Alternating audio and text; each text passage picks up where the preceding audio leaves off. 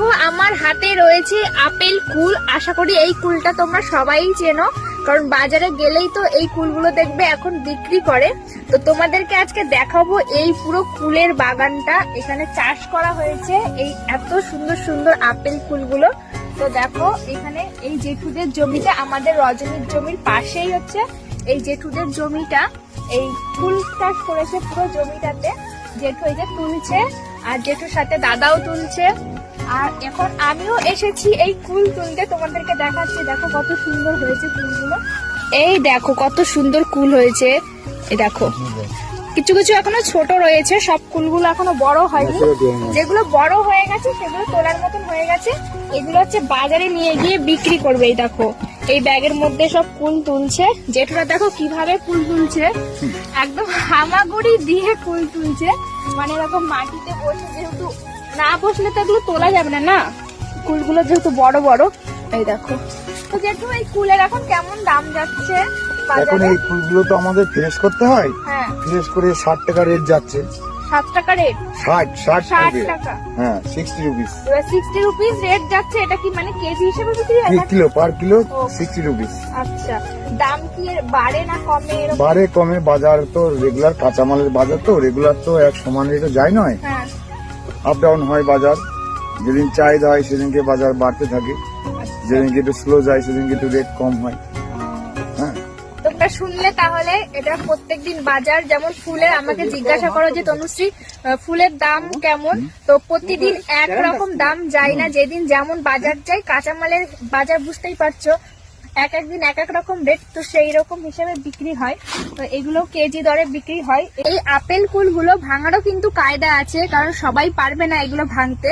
এগুলো যেমন দেখছো, এই যে লাল লাল জিনিসটা হবে, পুরো সাদা রয়েছে, এটা যেমন লাল লাল জিনিসটা আসবে, তারপরে এই কুলগুলো ভাঙতে হয়। এখানে কিন্তু দেখো কুলগুলো, এগুলো কিন্তু এখনো বড় হয়নি, এগুলো পুষ্ট হয়নি, এগুলো এখনো ছোট ছোট রয়েছে। এই কুলগুলো দেখছো, কুলগুলো ঠিক এরকম সাইজের হবে, এরকম ধরনের হলে পরে এই কুলগুলো জমিটার থেকে ভাঙতে পারবে। তার আগে কিন্তু এই কুলগুলো তোলা যায় না।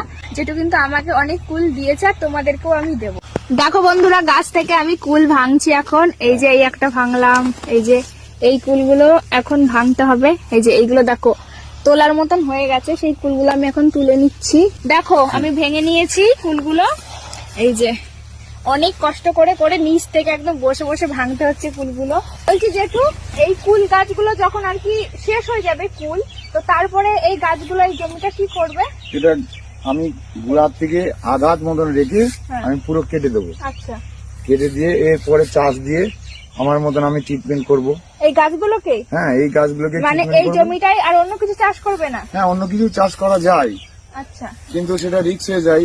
দেখতে দেখতে তো মানে গাছ ম্যাচুরিটি হয়ে গেলে তখন ঘিরে যাবে। হ্যাঁ, তখন ওই চাষে আমার লস হয়ে যাবে।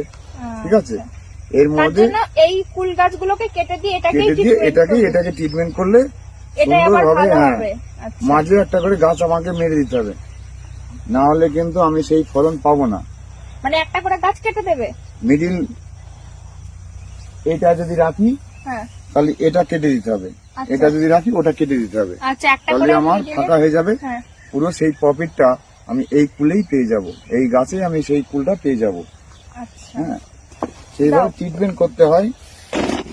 ট্রিটমেন্ট না করলে সার, জল, সার, নাহলে এই কুলগুলো ভালো হবে না। না, ভালো হবে না। গাছের যদি গাছ সেইভাবে মানে সবকিছু এইভাবে হয়ে যায়, তখন ছাউনি হয়ে যাবে।